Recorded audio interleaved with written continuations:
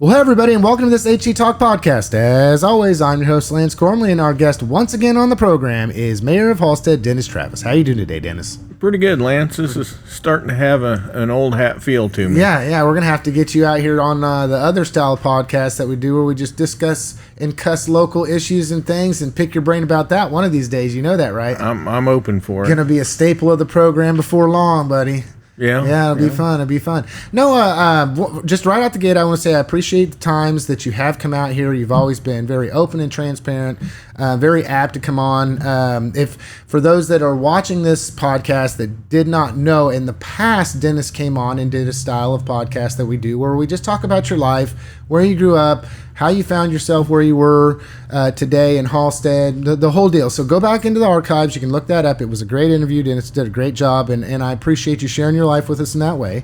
We've also had a podcast on where Dennis came on with EOS Energy here recently and just discussed their technology, and that bleeds into what Dennis is trying to do as far as economic development for the city of Halstead, and we've talked a lot about that. So once again, I appreciate that. For those watching, what this podcast is focusing in on today is Dennis is running for mayor of Halstead again. So I had a series that we're doing right now, or have a series that we're doing right now, where we just take people that are running for election in different various communities, Newton, Burton, Halstead, etc. So that way we can talk to them about, well, why exactly are you running for the position that you're running for, especially for people that have been elected to office before. What are some challenges and successes that you've faced and that you feel have been accomplished under your service to your community? So without further ado, I'm just going to start throwing punches, Dennis. How about that? Is that all right? Go for it. Okay, Dennis. I've been watching the situation unfold in Halstead, and I'm not going to say that every day of your service as mayor to Halstead has been tumultuous, but I will say that there was a possibility of an economic development opportunity that came about in the form of battery energy storage systems for your all industrial park, right? Yes. It has gotten, in my opinion, somewhat messy. Okay, and when I say that, I say that there's controversy. You have you doing your due diligence in order to be looking at potential for economic development issues. There's a whole process that takes place there, and before the process really could even get off the ground, there was a lot of individuals that didn't feel comfortable about it. So then it deduced itself down to personal tax. I mean, I'm saying this, you're not saying this. I watched this. I kept a very close watch on it. You know, I'm an economic development guy. What's good for Halstead is good for Harvey County. So the whole thing. Anyway, I always want to know the why behind why people do what they do. So therefore, I've seen this happen. Time came for you to file to be, run to be mayor again. You're going through all of this stuff. Why choose to run for Halstead mayor again and not just say, you know what, you all can have it? Well, that's quite a lead-in, Lance. Yes. I watched your interview with Mayor Missy from Burton this morning, and she alluded to something that I never thought about, and that is leaving behind a legacy. I'm going to go into it. Yesterday, we lost an icon in Halstead, and Vern Ediger. And based on Missy's comments and the fact that we lost Vern, made me think. And I thought about, what was Vern's legacy to Halstead? And the answer is, he served 25 years as our fire chief. That's public service right there.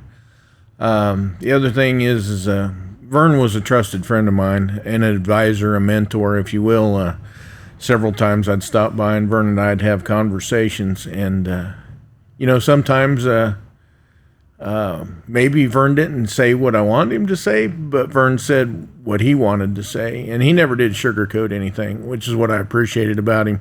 He was straightforward, honest, right to the point, and that's the kind of people that I like to have in my life, that they'll say how they see things, whether it's going to hurt my feelings or not.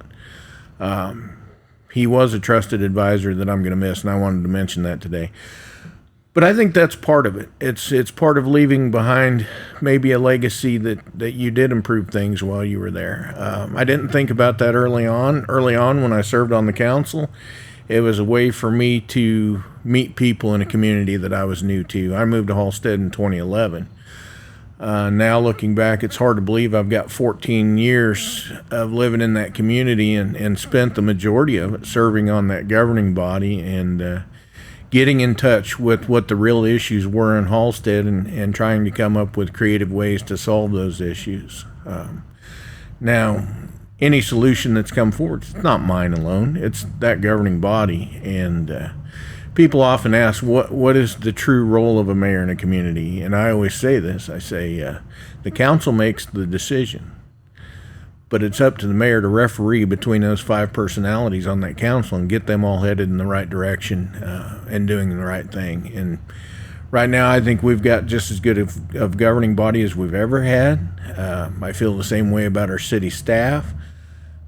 You brought it up. My wife even asked me, are you sure you even want to run again? And I said, well, it's not like I need the income, because there's not much of one there. Yeah.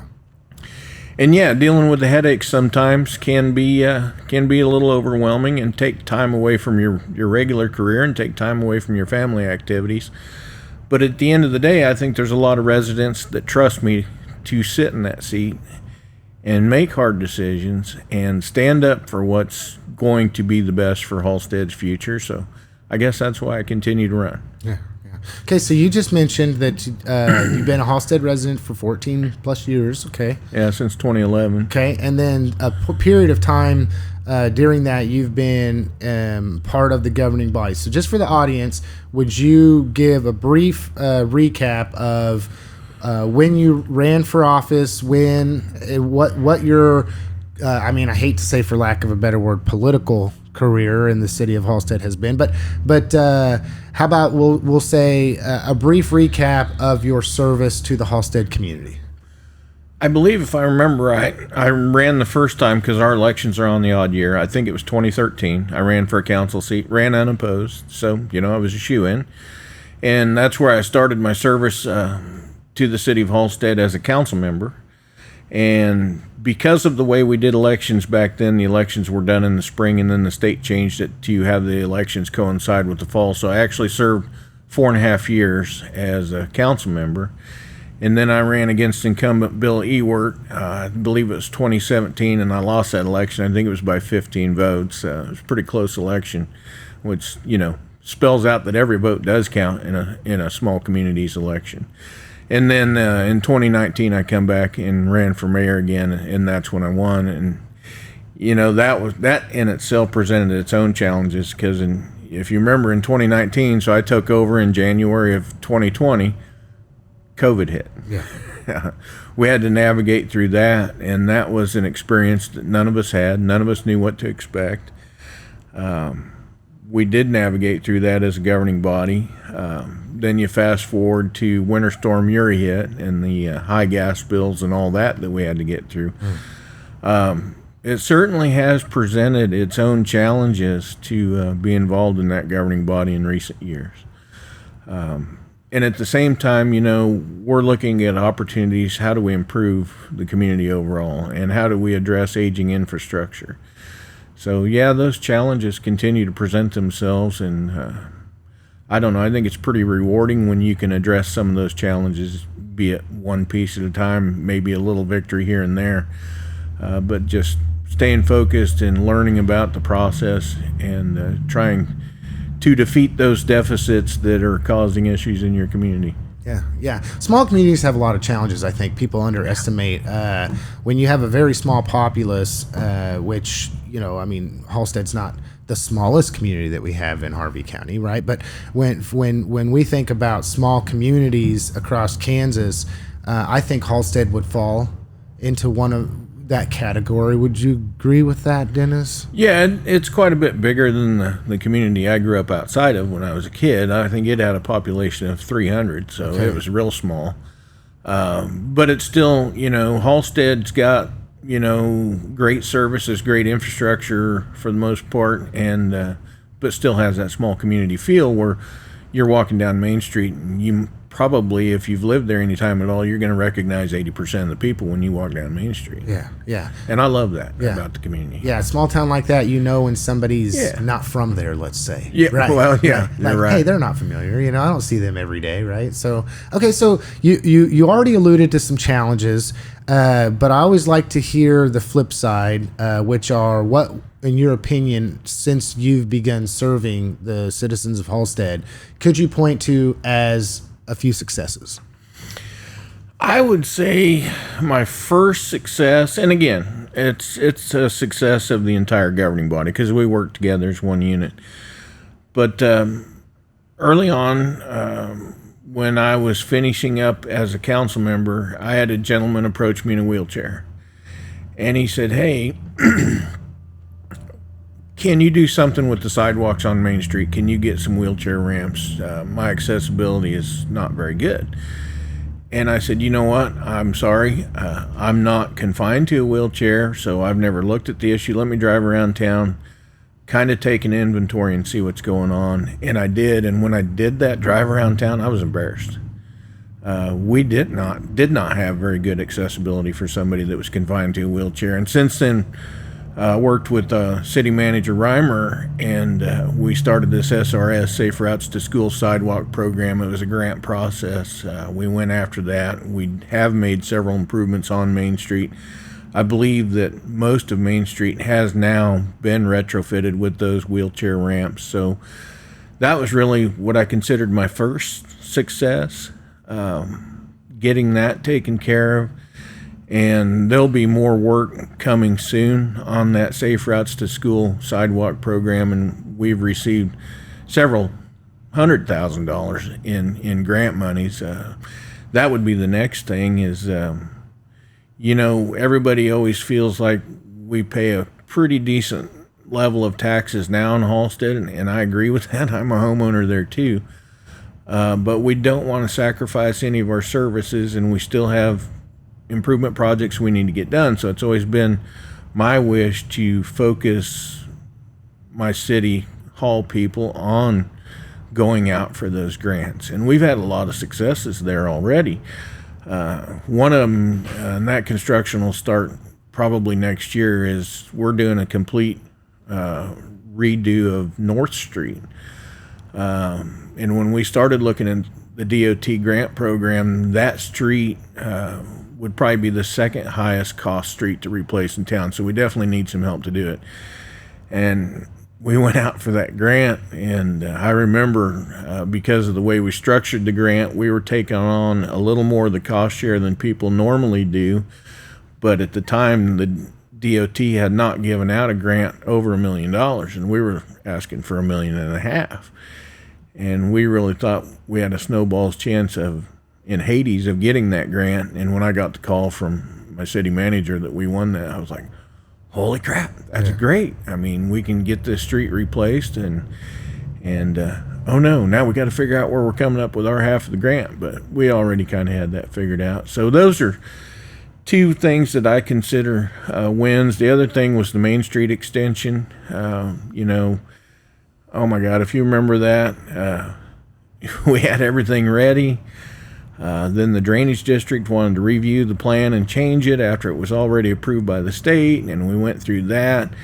And now we were slated, ready to get started on it, and then now all of a sudden we had to do an archaeological dig to check and make sure there weren't any artifacts from indigenous species along that slough that we had to cross. So we went through all that. A lot of challenges there that we overcame, and now, when you drive down Main Street in Halstead, it almost feels like it was always there, but, it used to come to a dead end to a tree row there. Yeah. The other thing that I think I would consider a success is, we're starting to see a little bit of development here in the industrial park, and that was always a target of mine, was to get more development out there. The first building that went up in recent years was the drainage district's building, and now it has a presence out there. Then the city built a speculative building, which is still available for lease or sale if somebody's interested in it. So I consider all those things successes of my tenure. Okay, so not to go so much towards the battery energy storage system proposition that was just on the table there, and some of the things that transpired, because I don't know, in my opinion, not your opinion, okay, hope not projecting onto you, but it seemed like there was a communication breakdown. A lot of people, I think, have a difficult time understanding how slowly the wheels of government actually work, and that there are so many different boxes that you have to check over a pretty lengthy period of time. Nothing is fast. It just goes back to what you were talking about when it came to the improvements that you wanted to make to Main Street. Well, we did this. Nope. Now we need to do this. Nope. Now we got to do that. And so it's this. Do you? Okay, I'll go here. Do you think that the majority of people who have not sat in the seat and have not served on the council or as mayor understand fully the process or processes that you all have to go through, and then the overwhelming amount of regulation that is out of your control? I mean, a lot of red tape. Do you think people really understand fully what those that sign up to serve have to go through, learn, and then do your best to apply in order to make things efficient and work in the way that you see or they might see as the best possible outcome for your community? No, I don't. And, it goes back to even my own career. I spent the majority of my life, I've been working in the energy sector and as an electrician for several years. And, all those projects were privately funded projects that were going to be owned by a private entity. And they're fast-paced, and you get them built as quick as possible so that private entity that's making that investment can now become profitable with that new property you just created. But it's different when you're spending taxpayer dollars. The oversight, the audit trail, if you will, of how those decisions are made is just a longer process in general. And probably, quite frankly, because of my career, one of the most frustrating things for me in government is the speed at which things move.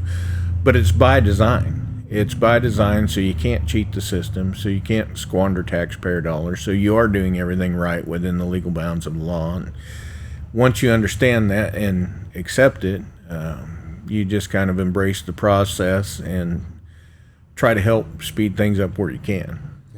Yeah. Okay. So, I asked challenges and successes, right? But I also am interested in what you see for the future. But before I go into that, I have to ask Dennis. When you said that your focus industrial park and the ability to get some industry out there, and for people that don't understand, we'll just quickly say that if you have an industry property or even a commercial property, the rate at which that's taxed is greater, right? Also, value is greater. Sure. Because generally speaking, whatever that manufacturing environment is, it's not a home, it's not the value of a home, and it's not taxed at the rate that a home would be taxed at. So if you have to have revenue, i.e. taxes, so you can provide services and amenities to your community, infrastructure to your community, then you're focusing on industry. When it came to this most recent situation, I really want to just give you the opportunity to once again speak to those listening as when a potential economic development came forward in Halstead. What were your thoughts on that, Dennis? Well, first of all, because of my background, when the concept first come to me, I'm looking at the overall picture of how it functions, how it makes its profits and what it can do for the city, I was like, well, this is really cool. This is a perfect fit for that parcel there. Then you get into the conversation regarding the technology and, the nuts and bolts of it and how it's wired, the telemetry piece and all that I understood on the front end. What I didn't understand was battery chemistry, and I had to educate myself on that. So that's what I did. I started looking at the battery chemistry. And again, I still think that plant could have safely been done with the lithium technology. I'll always stick to that. For example, I posted yesterday another BESS plant came online in Texas. I think it was a 300 megawatt hour plant, all lithium ion. Texas is number 2 in the U.S. behind California for installed BESS plants, and Texas has not had a single BESS fire yet. Or if they have, they didn't report it. But they are touting that they have not had a BESS fire yet. So, again, with innovation, technology is going to improve. Technology is going to get safer.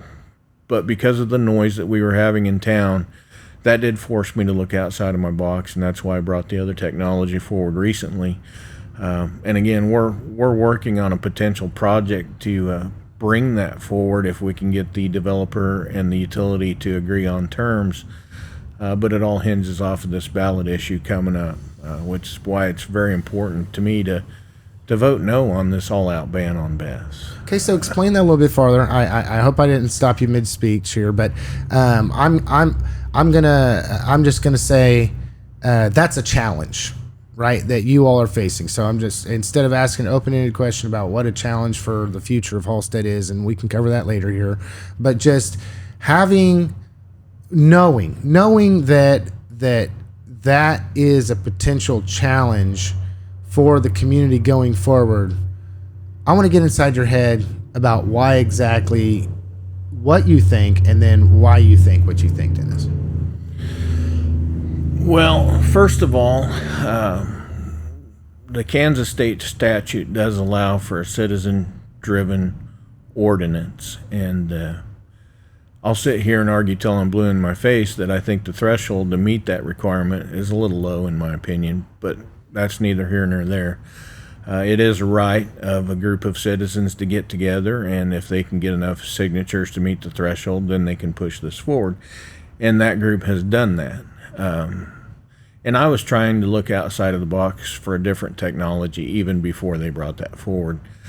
But the thing about this particular ordinance is the city has two choices. We can accept it as written, or we can push it out to make it a ballot issue. And the biggest problem I have is with the way it's written. First of all, they reference tiers, Tier 1, Tier 2, Tier 3 BESS. And there is no such thing as tiers in Halstead yet because we haven't adopted any regulations.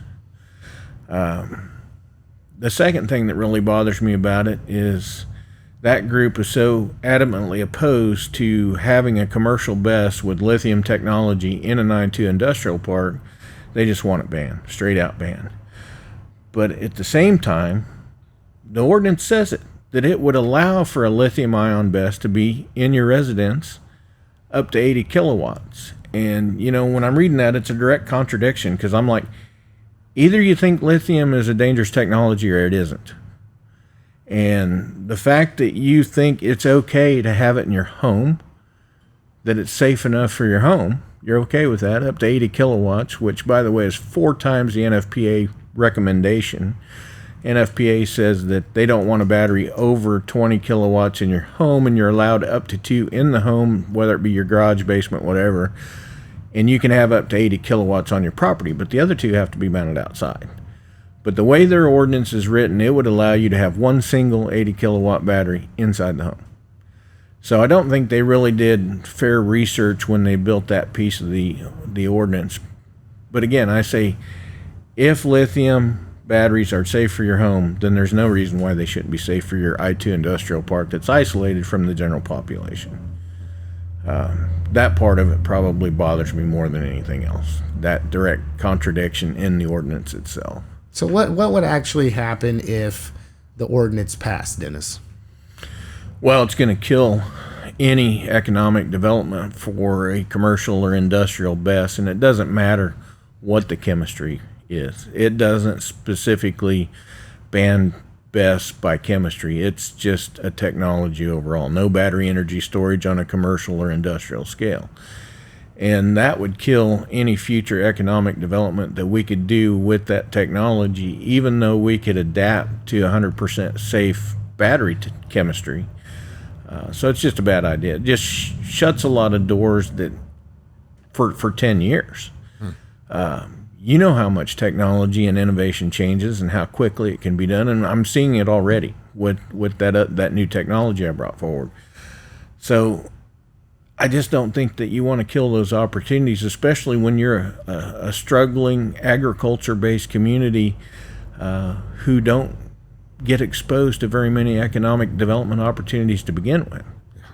Yeah, absolutely. Yeah, just my thoughts. I mean, it's confusing to me what you just said, which was that the ordinance bans all technology, which, okay, I'm not trying to be opinionated here, but like you had said, in an industrial park, which is designed to be away from a residential environment far enough that if there was any complications, that would be able to be mitigated without a potential exposure or harm to its citizens.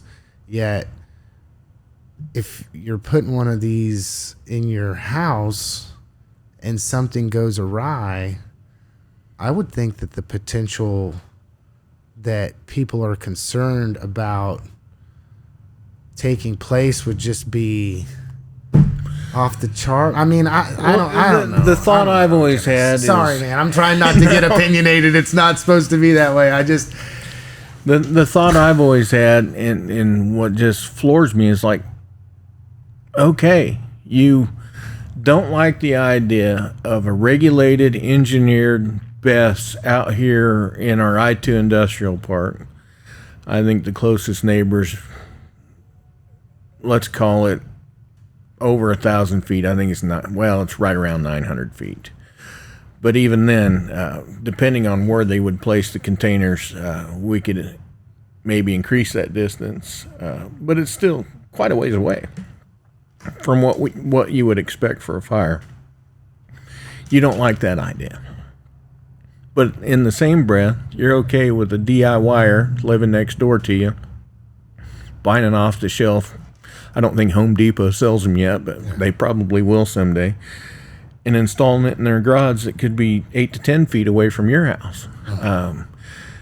The University of Texas had done some studies, and I think I posted stuff about it, that your risk to human life and property damage with a home-based BESS is far, far above what you would see with an industrial BESS located in an I-2 industrial park. I mean, if that BESS in your neighbor's home catches on fire at 3 o'clock in the morning, who's exposed to the real danger? Well, the family that lives in that house where the BESS is. And maybe if the next door neighbor is 8, 10 feet away and those flames spread and catches his house on fire, now that's a second family that's asleep in the middle of the night.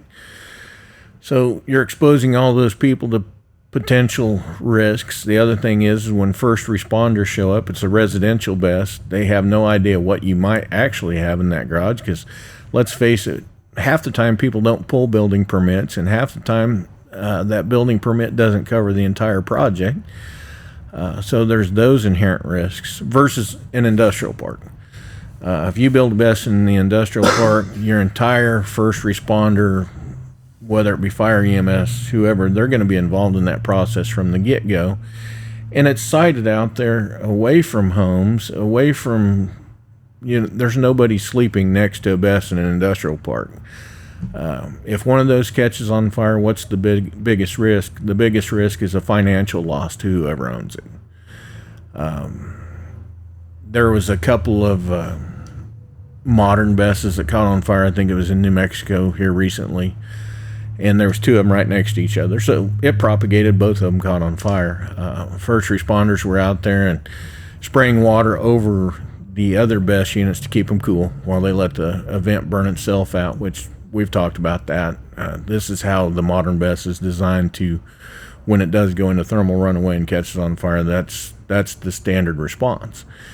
And, it took it a few hours to burn out, and no injuries no injuries from first responders. You know, it was kind of business as normal if you have a fire on one of those.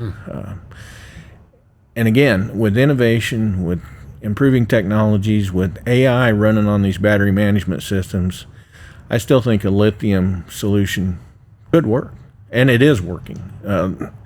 There's over 600 of these sited around the U.S., and the number grows. I think there's been at least 30 units come online this year.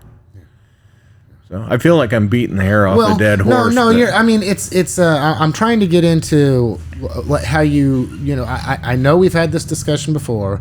I think it's. I have to commend you as mayor of your community, where your purpose, one of your main focuses, is to look at potential for economic development projects that are wanting to come to your community, right? That's your job, right? Yeah, and early on, you know, there was a few people that made comments out there in the public. Well, you're just looking at this because of the money. You're just looking at this because of the money. Well, yeah, at the end of the day, that's part of it. I kind of am. That is part of it. Yeah. And with that first project that was on the table that's gone now, we would never see a per square foot return of that ground in that industrial park that would be greater than that opportunity. And I said it back then, 40 years ago, when our city forefathers set aside that ground for industrial development. They didn't set it aside so we'd keep leasing it out to a farmer to continue to grow crops on it. They wanted industrial development. They recognized then that industrial development was important for Halstead's future. Yeah.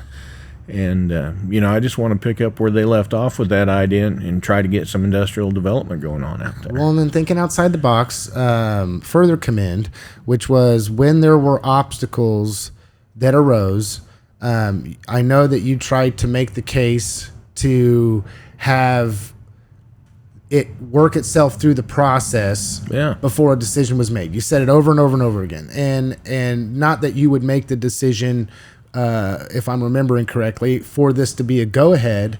You just wanted for there to be an opportunity for it to be looked at, considered, and then a decision made. So once again, continued forward thinking.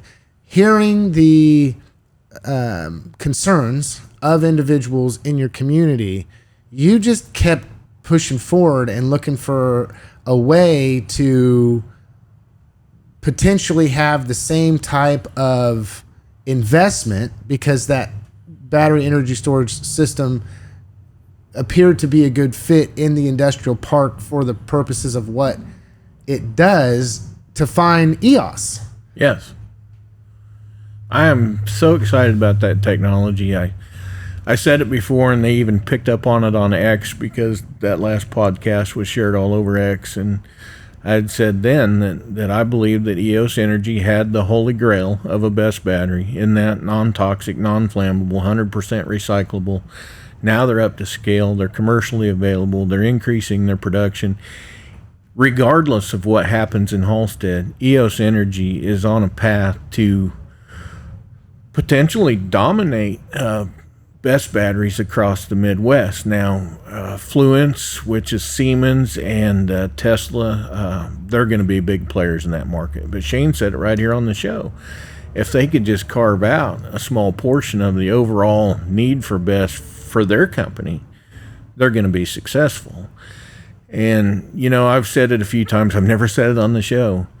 But regardless of how you feel about BESS, regardless of how you feel about me, 10 years from now, you're going to look back and you're going to go, that guy was right. There are batteries all across the middle of the Midwest. We've needed them to support our grid. We've needed them to support these data centers and the AI stuff that we're using in today's computing world. Yeah. It's going to continue to grow, and it's just too big of a need for any person to be able to stop it. Well, I'll tell you, in light of what you just said, my opinion, once again, is that we're probably going to see in our lifetime a scenario in which every community has some form of BESS that is utilized to ensure that our infrastructure and electrical grid are able to maintain services to all entities based upon the pull that technology and AI and data centers alone are having on the grid. Yeah, it's going to even go further than that, Lance, and I continue to talk about it. Battery, solar, wind, none of those are the win-all, answer-all questions. It's going to take a combination of everything. And another thing being explored right now, and I've alluded to it on my social media, is small-scale nuclear plants. And you think about it, how long have we had nuclear-operated aircraft carriers and submarines? A long time. With, great safety records with those small nuclear reactors. So it's not like the U.S. don't know how to do it. And why we haven't started deploying some of that smaller nuclear technology on a regional basis, I'm not sure why that hasn't been done. But I'll guarantee you right now it's being looked at. There are several projects around, even in Kansas, with additional combustion turbines and combined cycle turbines and things like that, because the need for power is there. The thing that makes the BESS attractive is it can be commissioned a lot quicker than a combined cycle plant or a combustion turbine or even a nuclear plant. Those projects can take years to come to fruition, where a battery plant can really be done in a year. And then we've got all this. Look, I'm not a proponent of wind energy. I don't think the return on investment is there when you consider the cost. And, Shane alluded to it. We get into these technologies that the mining, the chemicals, the things involved in that can, in other third world countries, can violate human rights activities, and nobody wants to see that. I don't think the ROI is there on wind turbines, but it was subsidized for so long. There's so many of them out there. Let's take advantage of what's there. Yeah. If they're, the wind blows in Kansas all the time. If the wind's blowing in excess and we don't need all that power, well, how do you store it? This is how you store it. Same way with solar. Yeah. I think it's going to be a combination of all the technologies we have available today. And you think about how technology changes, who knows what we might see 50 years from now. We might see 100% safe nuclear solution of some sort, some kind of weird gamma thing that some physicist just discovered that takes care of our needs. Yeah, technology is moving at a rapid pace. I mean, it just is. And to say that, like I've said it before, wind technology, right? Our current wind turbine is the Model T, right? And if you look 100 years ago when it's not even 100 years yet, when we began to mass produce the automobile, it is absolutely nowhere comparable to what we have today. But it takes time for this to happen, and 100 years of the past, you can get that in 10 to 20 years today. Right. Okay. So, quickly, right? I want to know what you think is one of the biggest challenges that you see Halstead facing for the future. I think it's the same challenge we've always faced. Look, Halstead is a great community. I love it. It's why I chose to live there. I've personally invested heavily in the community by, me and my wife built a new house. We've made several improvements to our property. We plan on staying there the rest of our lives. Our fire EMS services for a city our size are second to none. That's the thing, is to keep those level of services, to keep our city employees happy. So we want tenured employees that work for the city. But with other cities looking for tenured employees too, offering better benefit packages, higher pay, whatever it be, that continues to be the biggest challenge, is employee retention, service retention, all while prices are going up. So, I don't want to increase taxes. I don't. I've invested enough in my property that every tax increase is going to cost me more money too. So how do you avoid raising taxes? How do you continue to reward your loyal employees and their cost of living increases? and the ever rising price of health care and those benefit packages for those employees. Well, you alluded to it before. Yeah, you can have housing developments. More houses will add to the tax base, but they won't add to the tax base near as fast as commercial economic development does. So you really need to be focused on trying to bring those commercial development opportunities along, as well as increasing your housing and making that available too. And it's just not a one-piece pie. There's just so many different pieces going on, and some of the challenges that I deal with. And one of them that I haven't talked about yet, and I want to touch on it before we finish up today, is absentee landlords and their properties around. And everybody knows who I'm talking about when I bring that up.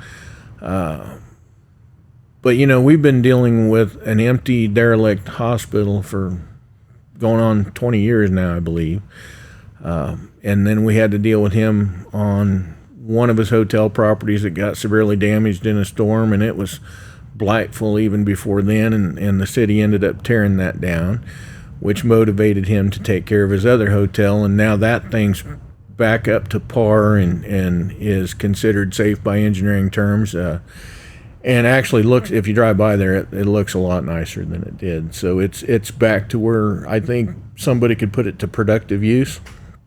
And I continue to work on that issue. There could be some news coming soon on that front. I don't want to jinx it, but we are as close to having maybe a pivotal transition away from that particular landowner. It'd be good. Yeah, it would be great, but I'm kind of holding my breath waiting for that to happen. Because once again, nothing in government goes quick. Well, and that's not only government, it's the personality of the current owner and how many times we've been promised that something was going to happen over there and then it never came to fruition. But I think we're as close as ever to maybe having a transition there. Very cool. Very cool. I'm hopeful. That Halstead Hospital used to be a staple in the community, and it was very sad when it was no longer going to be a hospital there. And I know there's been some other uses there, but that is a great, I mean, I look at things positively and optimistically for the future. And so I look at it as that's a great asset to Halstead. When people look at it, they're like, oh man, that's just a building that's not getting use, and it's not, and I look at it like, well, that's the opportunity is there for that to be once again revitalized and utilized as a great asset to the Halstead community. There's a ton of square footage there. Again, I don't think it would ever be a primary medical facility again, but I think there are beneficial uses, and it's never going to be a single use. There's too much square footage there for it to be single use, but I can see hybrid uses for it, and other not as technical medical type services for it. I'm excited about what the future could potentially hold for that property. Speaking of the future of that property, I would just like to ask you, what does the future of Halstead look like in your opinion, Dennis? Well, again, I'm going to give the whole entire governing body credit, but if you look at the things that we've accomplished in the last 5 years, and we are moving forward, I thought for years, even when I first began serving on the governing body, that Halstead was kind of a status quo community. And, there were some things getting repaired here and there with the infrastructure, but no major projects, no major changes. We've been affecting change in a positive manner the last 5 years, and I just want to see that continue. Awesome. Okay, Dennis, we are coming to the end of the program. As always, what I try to do is give the guest the last word to speak directly to the hearts and the minds of anybody listening. What do you got for us, Dennis? Really, for me, and regardless of how you feel about the candidates for my position, vote with your heart. If there was one thing I would request is saying no to that BESS ban would be more important to me than me winning this election. That's how I feel about that. And I'm just going to leave it there, Lance. All right. Well, I just want to thank you, Dennis, once again for coming on the program. And I just want to sign off by telling everybody thank you for listening to this episode of HC Talk. As always, I was your host, Lance Cormley, and our guest on the program today, once again, becoming a staple of our program, is Halstead Mayor Dennis Travis, who is once again running to serve his community in that way. Thank you, Dennis. Thanks for having me, Lance. Absolutely. Have a good one, everybody.